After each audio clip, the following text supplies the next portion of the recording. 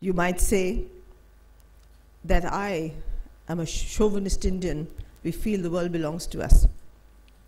But I interpret it quite differently. I go, wherever I go, I see similarities. And I think I feel strengthened in the feeling that we are one people all over the world. The divisions exist in pigmentation, in the language we speak, but as human beings, we are the same. And it's that wonderful feeling that I get today when I meet all of you in this IBP conference, global assembly, and I feel strengthened by the fact that I'm one with all of you. As a woman, as an old feminist, it's now no longer fashionable to be feminist. But my generation grew up on feminism and the strength it gave us, and the larger political ideology that it brought with us of change with peace, which has changed many of us and has influenced numbers of processes in the world which it doesn't really acknowledge. But I carry with me some precepts of the feminist movement. It told me that my life is a revolution, that revolutions don't come from outside. They come from systematic change in everything I do, wherever I am, whatever I do, however I do it, and that is real revolution. And it's something I carry with me deep inside. I also carry with me what I learned from my poor women friends in the villages of India where I live. That really change doesn't come from fragmentation. It comes from holistic thinking. When I go there and work with them, am I a woman? Am I an activist who's so different from them? Am I a literate woman working with illiterate women?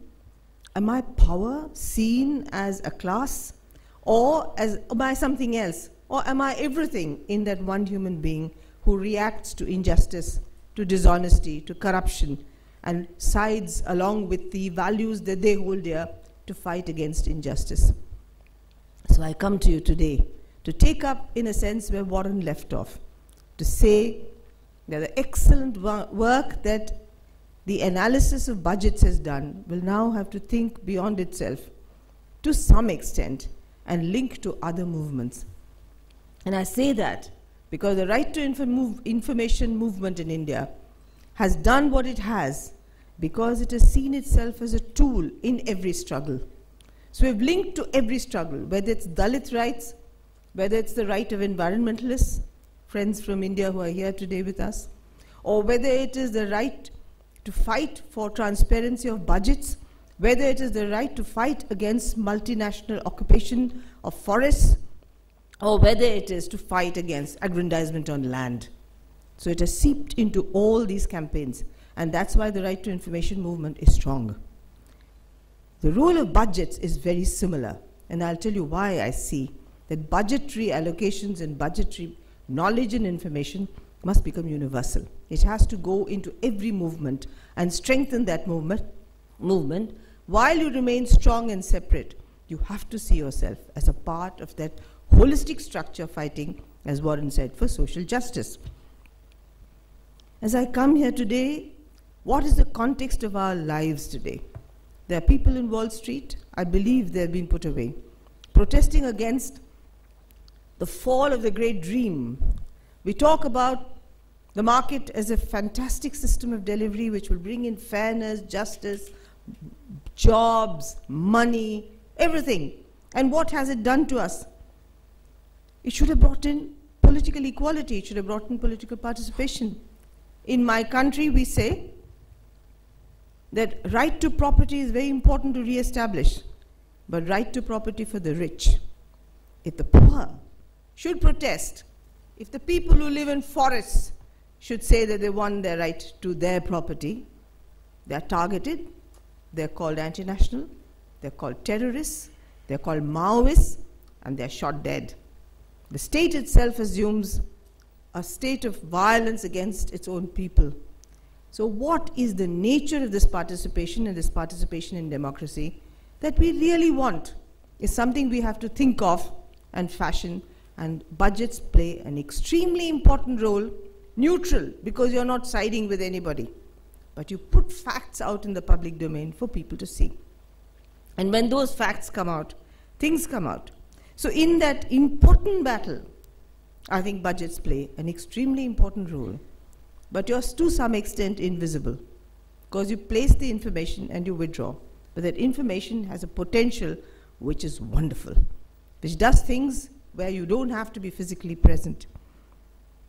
We've seen angst and anger from Egypt, across Africa, Northern Africa, to India, now to USA, maybe all over the world. There is a frustration at the kind of economic allocation of resources and the kinds of lies we've been told. It is that. It's unemployment, it's poverty, it's hunger.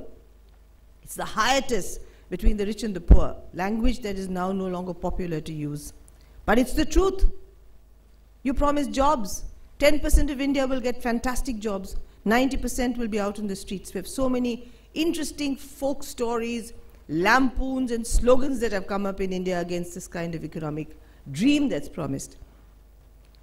But when we participate in a process of asking for the right to decide, when we participate asking for our voices to be heard, we stand threatened by the same system which promoted democracy, which promoted freedom, which promoted all these wonderful values, and we are put away.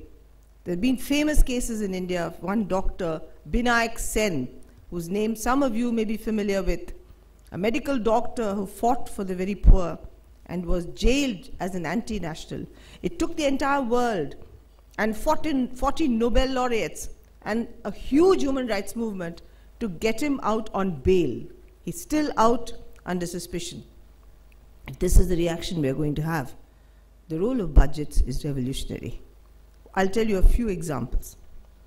In Delhi, we had the Commonwealth Games recently. Many of you must have known that the Commonwealth Games were held in New Delhi, and there was a lot of allegation of corruption. It was proved that things had been defalcated, but what really has set most of us going is the fact that, in fact, money meant for the Dalits, the very, very poor in India, the people who are at the bottom rung of the social and economic order, was diverted to fund the Commonwealth Games. This is something we never knew. Now, while all the other things may be beyond us, this is within the realm of budgetary allocation and struggle to fight that when you divert money, can you divert it? Now a new kind of policy debate has begun in India that money allocated for the poor or for the socially depressed cannot be reallocated to any other expenditure. It should be kept for that. If this information had not come to us, and if this work had not been done by people who work on budgets, I think we couldn't have done anything at all. This anger that the people are showing today, and believe me, it's potent. I don't know how potent it is in some countries, but at least in mine, we are in a state of political chaos. We really don't know where we should go and what we should do in terms of an ideological alternative. We are people, young people, fighting, depressed, angry, on the streets. We have the poor ready to struggle and fight as they fought for many, many years against issues, and there is no real political answer. When there is no real political answer, it's now today decided by economics. It's no longer a political party which tells you what to do. Our parliament and our politicians, and therefore our bureaucrats, are managed by big money. And it's becoming apparent in every scam that we've exposed in India, everything that's come out, that money really controls the world today, as you all know and I know. But it's become factually proven. When money controls the world, budgets become terribly important. I want to know where the money in the government of India comes from, how much money they have for each particular aspect of the budget, what they're going to do. It's my interest, so I know what they do. You look at the media. It was a media blitz in India which brought a certain kind of angst to the whole country. But why should the media, which is only interested in profit, look at people's protest? A big question mark which has been raised in all our heads. Do they want governments to go? Is it a question of reducing governments to zero? In that process, is it reducing all the constitutional provisions which are guarantees for the very poor, which only the government will look at, to be reduced so that there can be more pillage of the country? Or is it a genuine interest in welfare? We're not sure. So everywhere where you deal with money, with budgets, with allocation, the expenditure, political issues surface today. These are invasive policies, policies that come in through the back door. While we fight in the Indian Parliament for getting our laws passed, and we have to struggle on the streets, whether it's food security, whether it's the right to work, whether it's the right to know, or whether it's the right to health, we find that policies and laws which promote invasive policies, like mining, for instance, get passed without trouble. Who persuades whom? Where does this push come from? Is something we are all interested in knowing. Who manipulates my political government? Who manipulates my prime minister? Who manipulates the decision making? And your budget will help me fight. If I know more about how budgets are made, where the money is coming from, and in details, it'll help me fight. So somewhere we have to see it as a tool. In this process, people who see money as an adversary because it's what is used to suppress them, they've always seen government as an adversary because of non-delivery, have been used in some manner or the other for public protest. We therefore need to rethink what social justice means today in the perspective of this kind of scenario. It's no longer just fighting my national government. I'm not only fighting my national government, I'm fighting a whole range of multinational interests. Therefore, transparency and accountability are not mere words anymore. They are very potent concepts. Government of India, by the law that itself passed, is bound to be transparent. But having discovered how potent it is, 15 RTI activists have been killed in the last year because they asked for information. Ordinary middle-class people, ordinary people, not left activists or terrorist activists, with ordinary people with ordinary jobs, citizens of India, killed because they asked for information, the exposure of which would have toppled government, would have toppled vested interests. So what we're dealing with is really an extremely important tool. So transparency and accountability is something that we have to understand is vital. I'll just tell you a little story, because I come from a village in India. You might wonder why I'm dressed like this. This is how I dress in India. So I've come to you as I am. It's very convenient because Tanzania is a warm country and I'm not feeling cold, which prevents me normally from dressing like this. So I have an identity with the poor in my country who would like to see me dressed like this. But I also have a universal spirit, which doesn't see me trapped in that village, but sees you all as brothers and sisters, sees the whole world as one. And it's this spirit that my friends in the village carry with them. And I want to tell you a story about transparency and accountability. A friend of mine who's barely studied till the 4th class went with all of us to New Delhi in 1996 when we were fighting for the right to information. It was a huge press conference with ex-prime ministers, political leaders, and justices, and so on. And she was also there, representing, because she was the movement. So she was there. And the press asked her, "Why have you come? What do you know about the right to information? You're an illiterate woman. You should be asking for housing, for food, for your children's education. Why are you here asking for right to information? It's an academic subject."